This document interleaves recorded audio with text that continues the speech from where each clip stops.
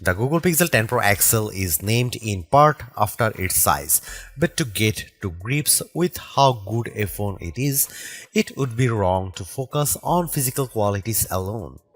It is easy to point to things like the phone's incredibly bright display or its versatile cameras as major selling points. But this is a phone where the true value lies beyond the specs list. There are, in typical Google fashion, lots of AI features to play around with, features with a wide range of applications and utility. It's just a pity that Google seems to have learned some bad habits from Apple in not having all its features ready for launch day. Plus, Google flagship phones' inherent weakness in terms of power remains, even if battery life has improved. As the final big Android phone launch expect this year, I have been testing the Pixel 10 Pro XL against its main competition and also the latest iPhone just in case you are considering switching to or from an Apple phone. It's resulted in some of the most interesting phone comparisons of 2025 and I am thrilled to be able to take you through them. Pre-orders are up for the Pixel 10 Pro XL and its siblings until retail launch day August 28. If and when you decide to buy the Pixel 10 Pro XL, it will cost $1,199. That's technically more expensive than the Pixel 9 Pro XL from last year, but what's actually happened is that Pixel dropped the 128GB model. It's a shame that you can't get a cheaper extra large Pixel now, but it's not strictly a price hike. If storage matters to you, you can spec 512GB or 1TB for $1,319 and $1,549 respectively. But increasing the storage locks off certain color options. Only Obsidian Black offers all three options, while Jade Green is only available in the basic 256GB. There are no big changes from last year in terms of overall shape or materials. Google is still using matte textured toughened glass on the back, Gorilla Glass Victus 2 on the front and shiny aluminum sides holding them together. There is still a reliable IP68 dust and water resistance rating too. There are alterations to be found if you look closer. Google made the phone's rear G logo metallic, slimmed and bezel around the rear camera bar, moved the SIM card tray to the top of the phone and added a second speaker opening to the bottom. But the only real difference is the overall width. The size change results in a larger display and a total weight that's about 5% heavier than the Pixel 9 Pro XL. That gives the Pixel 10 Pro XL the status of the heaviest of the main flagship phones on sale today, although only by a few fractions of an ounce. One other changes that applies only in US Pixel 10s is the removal of physical SIM support. It's eSIM only for American customers, while the rest of the world can still plug in their nano SIM card. Your four color choices for the Pixel 10 Pro XL are Moonstone Blue Gray, Jade Green, Porcelain White or Obsidian Black. It's a reasonable amount of choice, but the Pixel 10 base model has the most eye-catching hues in the family. The 6.8-inch 120Hz refresh rate adaptive display on the Pixel 10 Pro XL is slightly larger than the Pixel 9 Pro XLs, but still a little smaller than the equivalent Samsung or Apple models. But the size difference is offset by the Super Actua screen's incredible brightness. Google Pixel 10 Pro XL can reach 2555 peak brightness, while Samsung Galaxy S25 Ultra can reach 1860. And iPhone 16 Pro Max can reach 1553. The results above show just how intense the screen brightness on the Pixel 10 Pro XL can be, even compared to last year's Pixel 9 Pro XL. The Galaxy S25 Ultra does have the advantage of an anti-glare layer in its display, which helps deal with strong single sources of light, but in generally bright environments, and you have an easier time looking at the Pixel's screen. Looking to the other results, we see the Pixel 10 Pro XL lags behind the S25 Ultra in terms of color gamut coverage and also color accuracy. In the default vivid color profile, the potential buyers needn't worry too much about that. The Pixel 10 Pro XL is still a great device for watching video or browsing photos on.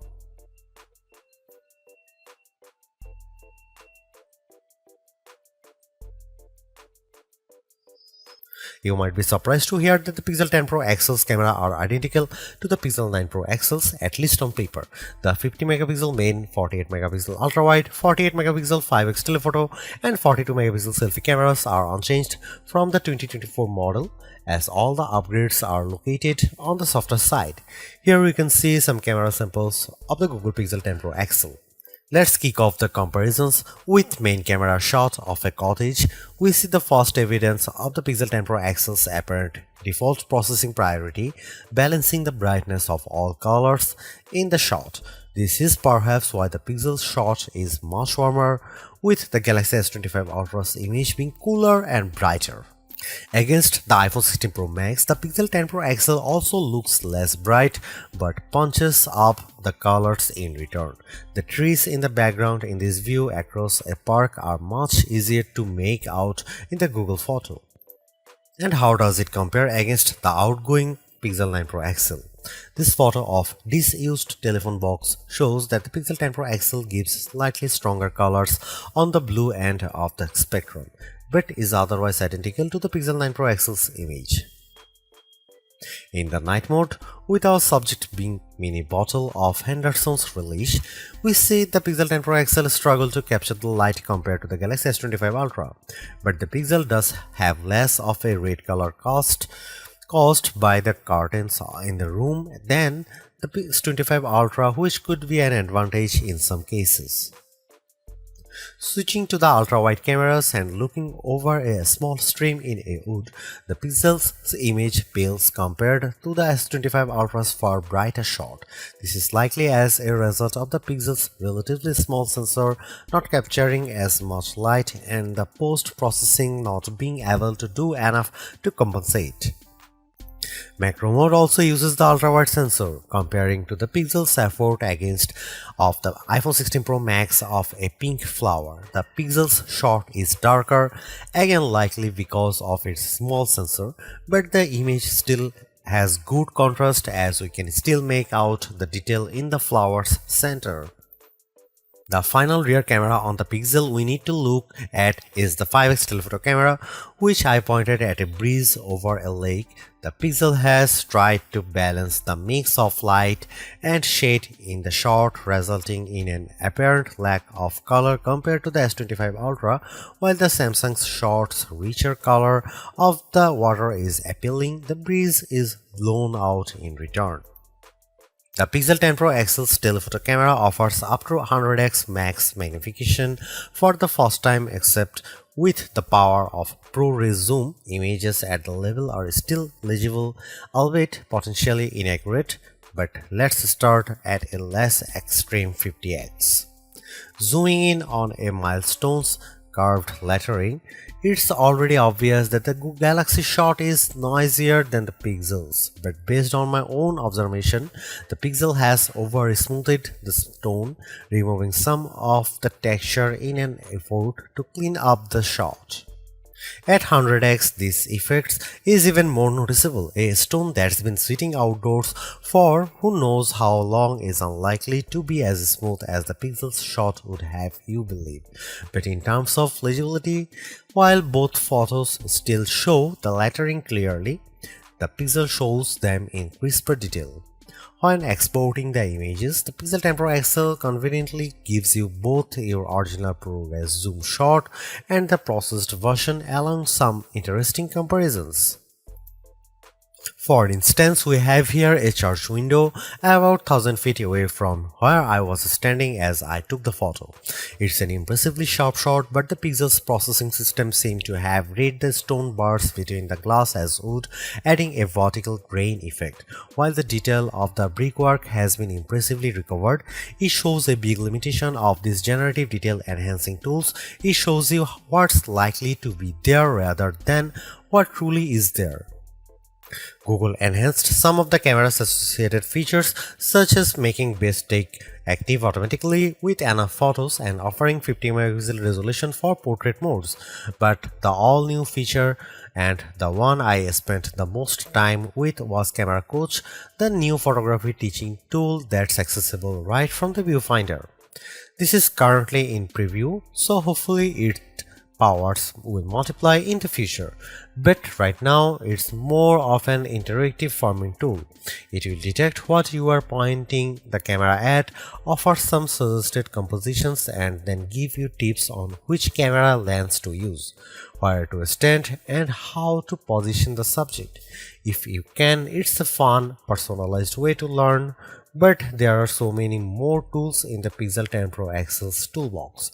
I hope more options or perhaps an advanced mode appear in future to help guide users to try even more, like switching between vertical and horizontal shots, setting a manual focus, or adjusting exposure.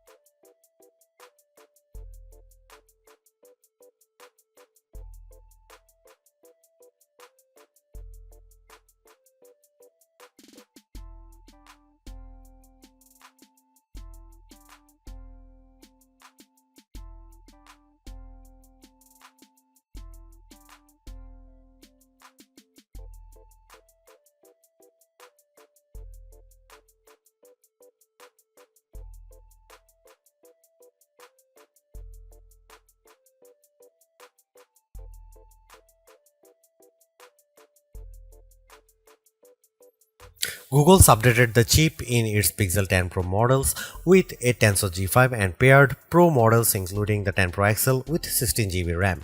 Considering that previous Tensor-powered Pixels have lagged behind in performance, we were curious to see how this update changes things. As the results demonstrate, the Pixel 10 Pro XL is noticeably improved over the Pixel 9 Pro XL, but is still underpowered when looking at the Snapdragon and A series chips that power the Galaxy S25 Ultra and iPhone 16 Pro Max. The Adobe Premiere Rush video test shows this specially. In my general gaming test of playing the graphically intense RPG XR Stress in order to get a consistent 60 FPS frame rate, I had to turn off anti-aliasing, reduce the resolution from ultra to high and environment quality down to average, and even the game would still experience hiccups. And reflections with Snapdragon 8 Elite can easily handle this game at maximum settings. Now that the 128GB Pixel Pro XL model has been discontinued, the Pixel 10 Pro XL starts with 256GB storage with the option to up that to 512GB or 1TB storage. This should be speedy storage to load and unload thanks to Google using the UFS 4.0 memory standard with 512GB or 1TB of storage on a US model. You also get zoned UFS, a feature that supposedly organizes data within your device's storage to improve its efficiency, speed, and the device's lifespan. We are not sure why this is limited to only a 2 out of 3 storage options and only to American customers, but it sounds like a bonus worth having. The 5200 mAh battery in the Pixel 10 Pro XL is the largest Google's ever put in a phone. And fortunately, between the extra capacity and the improved Tensor G5 chip, this results in good battery life gains. The Pixel 10 Pro XL lasted 14 hours and 20 minutes in adaptive display mode in our beta test, which involves constant web browsing over a cell connection. This is almost an hour and a half longer than the Pixel 9 Pro XL achieved, but Google still has catching up to do if it wants to match 17 hours plus that the Galaxy S25 Ultra and iPhone 16 Pro Max clocked.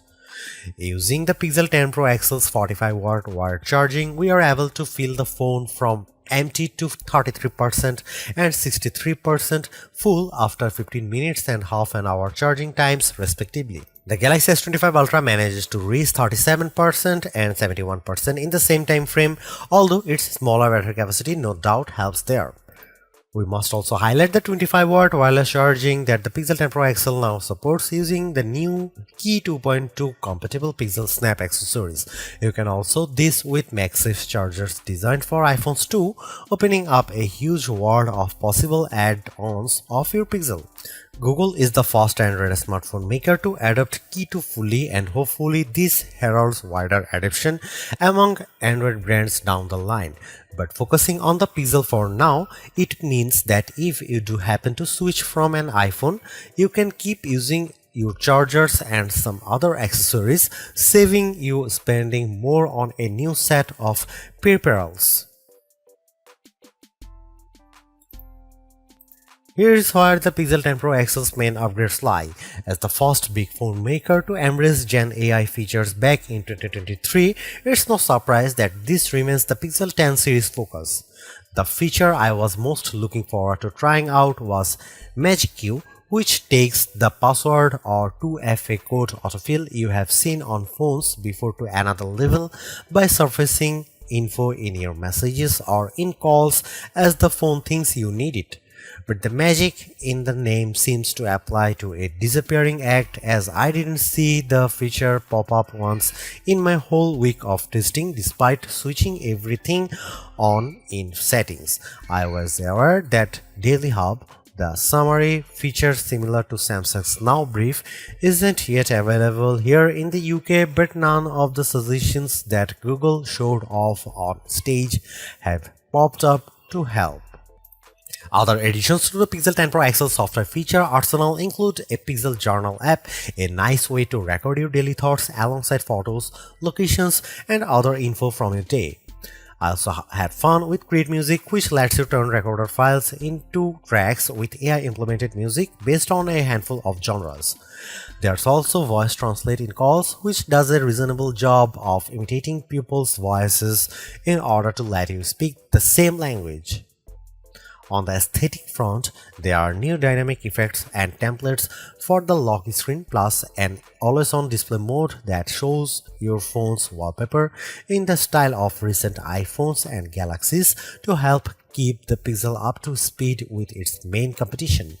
And Pixel Screenshots, a handy index of all your screen grabs, still works excellently, even as other companies have now imitated the feature with their own phones.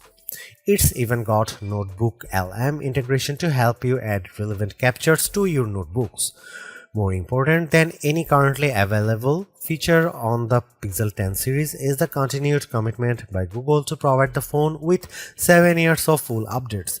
That's the most that any other major phone maker offers, and while we have yet to see a phone reach the end of 7-year update schedule like this yet, hopefully we can trust Google to keep its word and offer Pixel 10 owners an update to Android 23 in 2032. A fun bonus that comes with the Pixel 10 Pro XL purchase is a free year of Google AI Pro, normally costing $20 per month. This opens up Google's Gemini Pro and Deep Research tool, plus limited access to VO3 fast video generations and 2 TB of cloud storage. Google's made a few but effective upgrades to the Pixel 10 Pro XL. It's a masterclass in efficiency. changing and improving just enough to stay amongst the top of the pack in the most areas. The display's brightness is unmatched, and the camera's ultrawide perhaps aside offer a balanced, natural look that I can see a lot of people liking. It's unfortunate that the Pixel 10 series is still the lowest powered of the flagship phones on sale today and lags behind its main rivals on battery efficiency. Hopefully, access to Google's latest AI tools makes up for that for anyone who decides to take the plunge, although perhaps give it a couple of months if this is your primary reason. Hopefully, by then the seemingly incomplete Magic Q and the preview version of the camera coach will have been made whole. The Galaxy S25 Ultra may still be a better pick for you if you want more power and power efficiency from your phone. The Pixel 10 Pro may also be a better fit than the XL, considering you only sacrifice display size and battery life for a cheaper phone that's otherwise just as capable as its larger sibling. But the Pixel 10 Pro XL is the most capable and competitive of Google's latest batch of phones. If you are buying a phone right now and want best-in-class software combined with top-tier hardware, this Pixel is probably the one to pick.